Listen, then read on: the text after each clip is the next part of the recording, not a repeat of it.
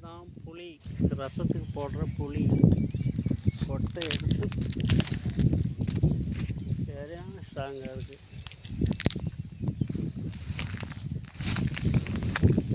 இதா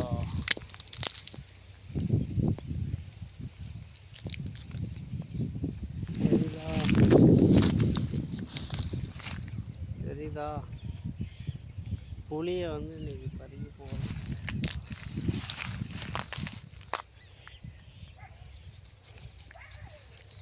இதுக்குள்ளே வந்து இவ்வளோ தான் இருக்கும் புளி.